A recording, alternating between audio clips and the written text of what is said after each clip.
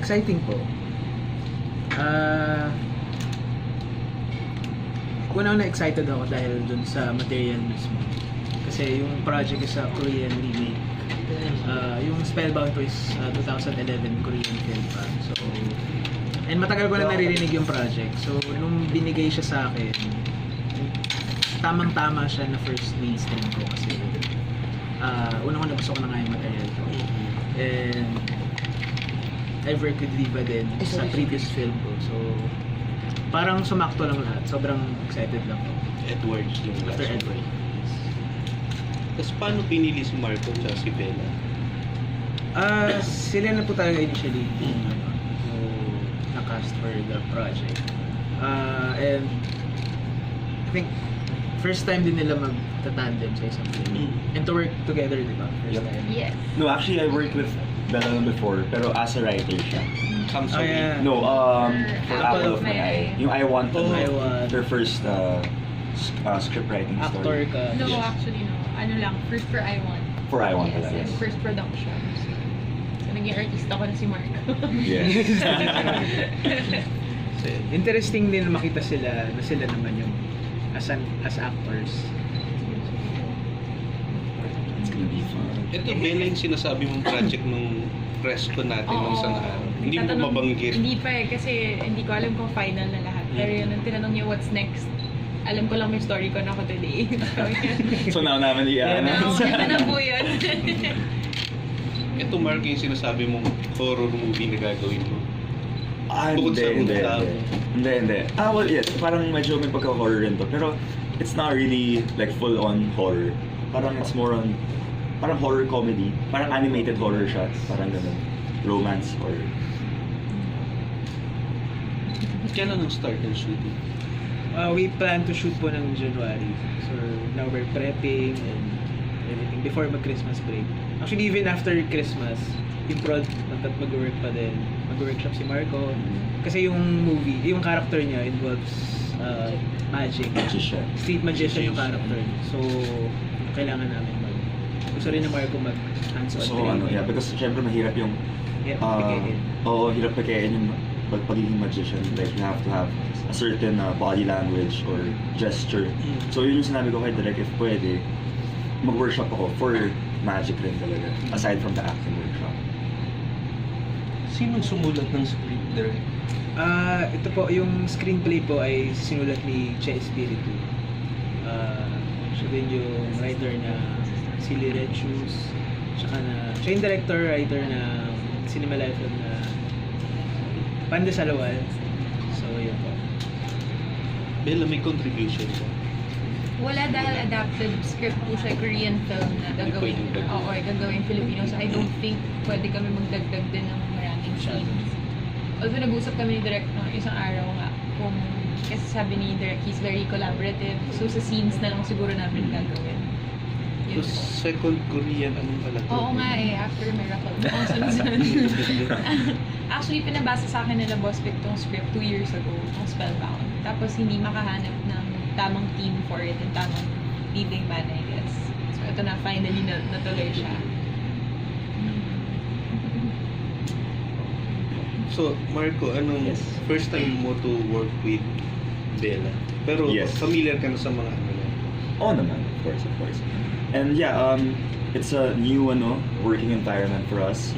And wala, we're all excited for it. Ako si Direk Pop, na-meet ko siya this week lang din. And we talked about it nga. So, we're all very open in hearing each and every one's sides.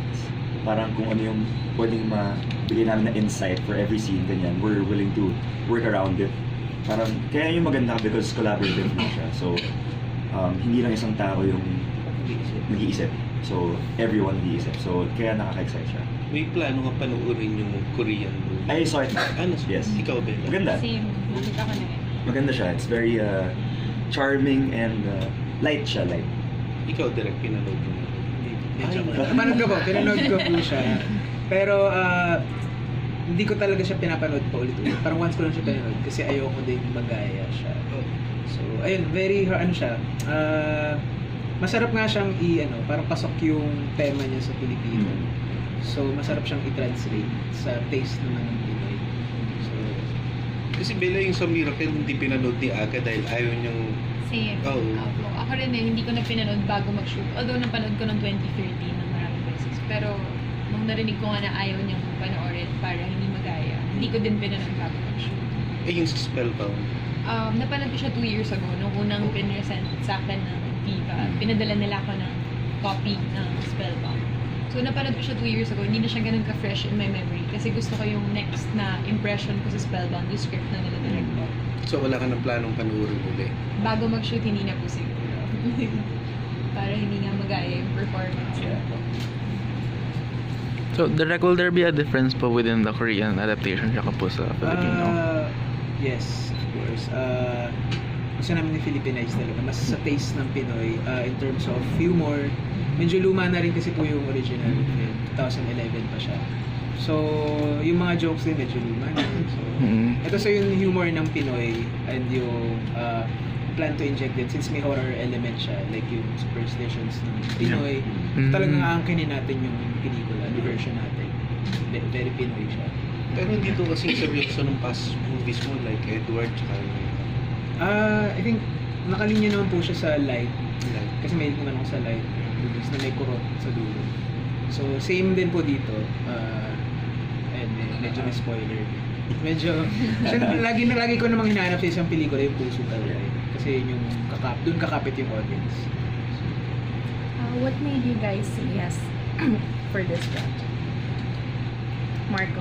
Well, for me, alam ko rin kasi, actually matagal na rin itong napagpaplanuhan dito sa Viva yung Spellbound. And I've heard of it before pa. And sabi ko, parang syempre maganda rin to make a Korean adaptation of a film. Diba? Parang for me, it's my first time doing this kind of film. So, para sa akin, it's a new environment, it's a new project for me. Kaya ako, I like challenging myself. So, as long as may bago, gusto ko siyang i-try. So, This is your next film after Just a Stranger, right? Or no, second. Yes. How about Bella? Third time. Third. Fourth? in between good vibes. Hindi ka naman busy. Hindi po. Busy is good. Busy is good. Di ba natasa mag-amang sa puyat kumata? How about Bella po? I was telling them earlier, actually, sobrang fan ako ng Korean actress who portrayed who was in the original Spellbound film, si Sonia Jin. So, I'm such a fan of Something in the Rain, ganyan. So, nung unang pinadala yung copy sa akin, pati yung guy, crush na crush ko yung Korean guy who Marco will play. So, nung pinadala yung video, yung film 2 years ago, sabi ko, shocks, yung mabigyan ka lang ng chance to play her, parang, for me, big deal. The same way, like what I said din in Miracle in San Number 7, like to play Park Shin-hye, parang ang laking sa akin nun, parang that's a big deal for me. So, plus the story is really funny. Like buong movie, nung nanonood ako, nakangiti lang ako, diba direct? Parang siyang ganong effect yung nakasmile ka buong pelikula. Cute kasi ang kulit ng story niya and medyo malapit siya sa personality ko. First time ko gagawa ng movie na medyo malapit sa akin. And it's my first time to do a light project kasi laging medyo heavy yung na-assign sa akin. So, tignan natin kung paano gagawin yung comedy or... Since considering this is your second Korean parang film adaptation, Baka maging Korean na. may kinukuha ka bang inspiration dun sa mga actors na nag-portray talaga sa Korean film? Not so much kasi their culture is very different. Very dominant sa kanilang men. I think even in their real lives.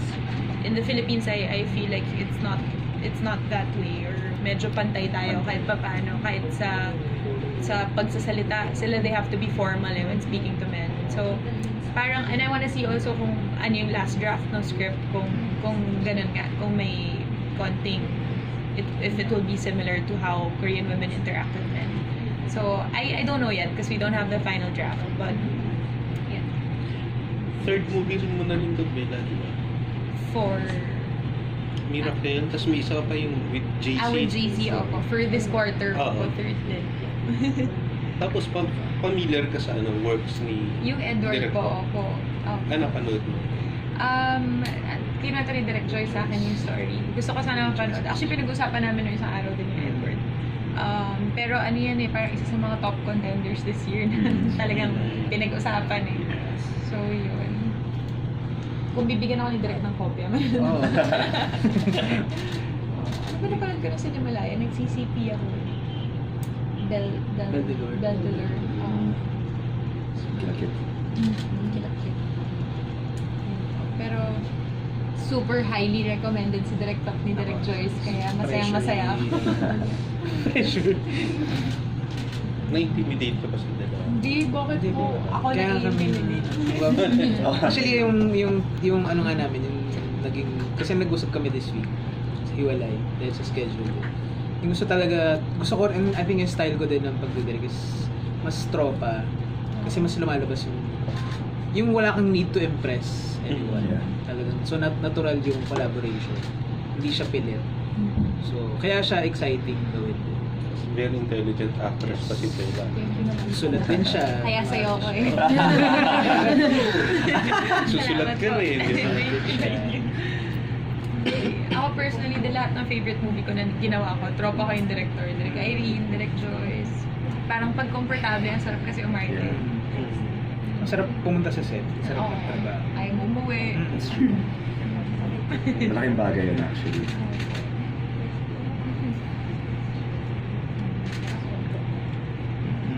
Questions? Ikaw may questions po.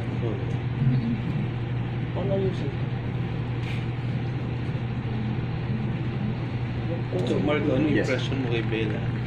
Well, of course, Bella, alam naman natin na yung lahat ng movies ni Bella, di ba? Nag-blockbuster, ganyan. So, syempre, kasi Bella kasi talaga ko na rin friend si Bella, but like, first time namin mag-work talaga together on screen. So, syempre nakaka-intimidate, pero Bella, huwag mo naman masyadong galingan. Wow. Hindi, syempre, nakaka-inspire rin, and at the same time, may encourage ka rin to do better. Syempre, because if the person you're working with, alam mong ibibigay lahat, syempre, hindi ka magkukulang, di ba?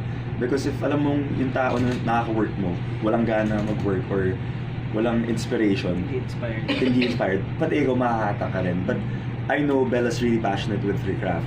So, I'm sure marami rin akong matututunan kay Bella and of course kay Direk. So, kaya nakaka-excite siya. I think importante din po na generous yung actors and even the team. So, walang damutan, walang pagalingan, hindi mas Bella. Hindi ako yung magaling dito or si Marco. So, walang ganon. So, kaya exciting yun. Oo, malay nyo maging memorable sa inyo itong movie Oo. since pareho kayong single, di ba? Lagyan Tatawa na natin lang.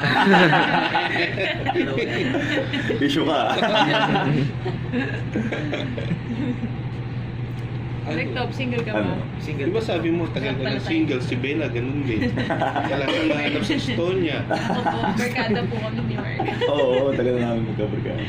Tsaka nakita na po natin lahat yung katawan ni Mark kasi parang stranger. Huwag na natin sabihin.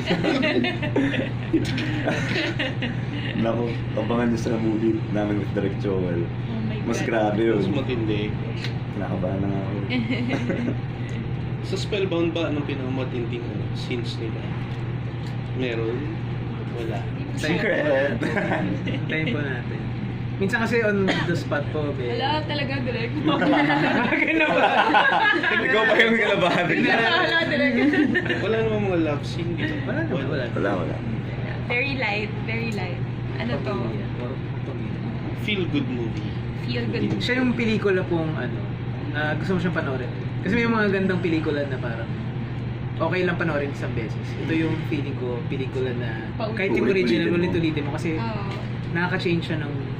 Parang Yeah. Direk, 50 First Dates. Yung Parang pag wala ganun. kang pag, Go-to malungkot, movie mo. manonood ka ng 50 First Yeah. Dates ulit. Parang go-to movie mo siya. Pag taas ng sinat natin. Oh, sorry. Sorry, bura-bura.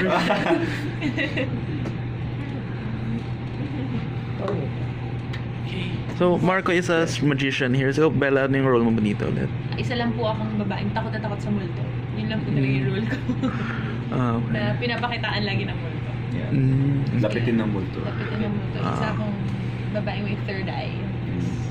So, paano magka-cross yung ano nyo?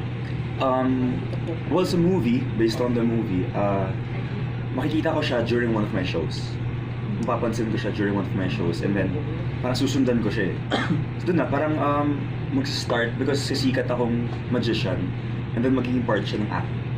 Nakikita na rin. Magkaka-part, oo. Pero kaya mukha akong baliw dito sa movie na to. Kasi, Si Bella kasi ina-isolate yung character niya, ina-isolate niya yung sarili niya kasi alam niya, parang may spell kasi siya na lahat ng lumapit sa kanya, bubultiin din. Kaya ina-isolate niya yung sarili niya. So, yun, lumayo siya sa pamilya niya, lumayo sa mga kaibigan niya. So, sa bahay, mag-isa lang siya talaga. Kaya kahit niyaya siya ni Marco, ayaw niya. Then later on, nung nagka-connection sila, madidiscover natin through Marco kung bakit. Just yun nga, minumulto siya. Hanggang minulto na rin to si Marco. Kasi yun yung test kay Marco, kung willing siyang mag-stay. Kasi walang nagsistay sa buhay ni Bella because of that. Takot sa kanya. So yun yung title as is hindi papalitan para makarelate yung mga Pinoy. Spellbound. oh, cute yung title. Yeah. Cute yung title. Tsaka madali spell. Madaling spell. Madali hashtag. Actually. Bella, sabi mo kanina, nakaka-relate ka sa character mo. And then, dinescribe na direct na parang laging mag-isa, laging... Yun yung parang- nakuha mo doon. Hindi mo naman Hindi yung duwag. ano ba talaga yung particular parang character na nakaka-relate ka dun Na parehas. Yung sobrang duwag. Sobrang ako kasing takot sa... Pero wala akong third eye, so buti na lang.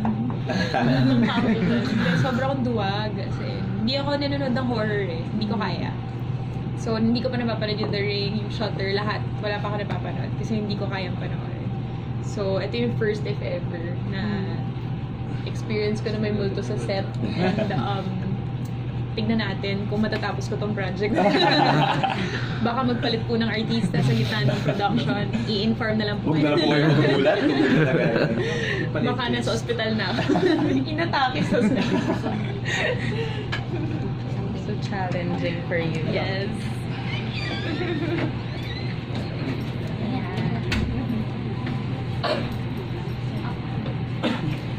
Gusto ko yung mag-isa yung nakuha mo eh. Loner. Question. Any more questions?